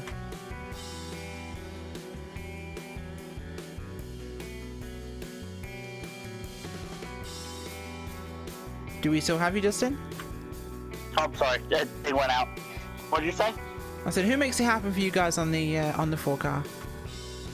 Oh man, everybody. Well, Dan, Gary, Scott.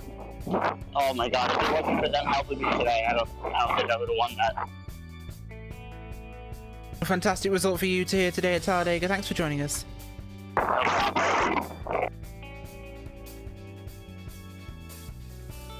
Well, next up, Gary is standing by with Mark Jorgensen Jr., who came home today in 2nd place. Gary. Well, Mark, you, again, as usual, per Talladega or pretty much any Superspeedway race, you try to either protect or get past Justin Levine or protect your lead at all costs as best as you could, but unfortunately, the caution just ruined that. How was that race for you today? Man, I was about a damn nut hair from talking to Rachel this evening in Victory Lane, but wow, Mark, really? Is that how you're gonna phrase it? Really? I was real close, but man, I mean, it went pretty good, I think. I mean, started P2 to Rodney. You know, it's always fun racing with a lot of them guys, especially him. You know, I know that I can lean on him and vice versa, but got the lead at whatever lap it was, and had a guy push in, and I saw it in my mirror. I mean, I knew what was going to happen, but, you know, got a guy going left, right on my bumper in my mirror. You know, I knew that I was going to get spun, but locked her down, saw that I was still going to be sliding towards the inside wall, gassed her up, and, man, luckily I kept it off of it. Still had my reset the whole entire race. You know, guys were telling me that I didn't have damage. You know, the car was still fast, but had a green flag pit stops. I mean, hell, that's, you know, all of us in team speak. You know, we know that if we could just get a green flag pit stop, you know, we can separate ourselves from everybody in the field. And we had one, and a couple laps later, they crashed, bunched us back up. But felt like I was probably going to finish about top 5, but you know, ended up putting a pretty good move on Rodney and Andrew to kind of get to the bottom, and kind of thought that I was going to have it sealed up after that late race restart. But Glenn, I mean, his car was tore to hell. I mean, I know he's trying to get a good finish, but, you know, I kind of wish that he would have come on into pit lane and just kind of give up. You know, as soon as the green come out, you know, that's what he did. You know, he just went to the bottom of the racetrack and he just stalled the inside. So Levine was able to get by me, but man, it was close. Man, I really wish that, you know, I could have had the length of the backstretch to get by him, but just didn't happen. Well, that was definitely an exciting race to watch, and of course sounds even more exciting to race in as well. Who makes it happen for you in that 88? Let's see. Who the heck did AC Delco. This is a long list. yeah, you know, so AC Delco, all the guys in TeamSpeak, you know, Chris, Rodney, Andrew, Frank, Jay, Corey, Rod, you know, for putting this league on. You know, I know that he's kind of down in the dumps after what happened, you know, the last couple races over in a different series. But, you know, just a big shout out for him for sticking it out, putting this on. I still have a blast. You know, we're all very competitive at this. You know, we got a lot of passion. So, you know, a lot of times, you know, a lot of us are going to voice our displeasure. But it's kind of a calm night, you know, as far as guys getting pissed off in game. You know, that was kind of nice. But, man, who else? LSRTV for the broadcast, Rachel, Gary, Cisco behind the scenes. Man, y'all are fucking badass. Love y'all. We do apologise for that language on the broadcast, of course. Mark. No, who do we got? We got. Oh my gosh. And my cousin, Michael Grabham, his son Paxton, Michael's wife Megan. You know, I'm sure that she's probably laughing at him for watching me play video games, but other than that, man, we'll go kick some ass next week, I guess. Oh, we certainly will. Thanks for joining us, Mark. Thanks, Rachel.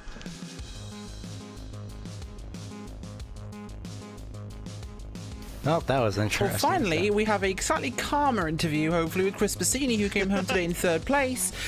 We just had the full double-barrel redneck version of Mark. So, Chris, how was your race? A little exciting in the beginning. Got caught up in a wreck and just saved my my one fast repair for that green flag pit stop that we had, and just kind of calm. I'm surprised because my races this season have been pretty horrible, backing up 2 second place points finishes the past 2 seasons. Yeah, it's certainly not been the best time for you, but still good points in this sort of position, and of course helps you get in a position to point into the chase. Oh, I think it's late to the point where I can't points my way in like I normally do, but I'm gonna have to. I think this puts me back in the top 25, so I can just gonna have to go for a win to try to sneak in that way. Well, there's always an opportunity, as we've seen so far. Who makes it happen for you guys on the one? I always got to give a shout out to my dad. He watches every week, so what's up, Dad? Everybody in TeamSpeak, Rodney, Frank, Altmans, Jorg. Big shout out to Frank for not thanking me his past 2 victories for the paint jobs that I always do for him, so thank you, buddy. Always appreciate it. And Sunwest Constructions and Barstool 49ers for coming on. You guys, Rod for putting up with all of our crap every week. We love him. So, yeah, see if I can get some good luck next week, too. Hopefully you can. Thanks for joining us. Chris Bassini, number 1 car, came home today in 3. Well, that's everything we have today from Superspeedway Cup Series. You can join us as always, same time next week. That'll be 9 o'clock Eastern, Friday night. I've been Rachel White, I've been joined by Gary Weaver and special guest producer today, Corey Silver. Thanks for watching, guys. We'll see you next time. Good night.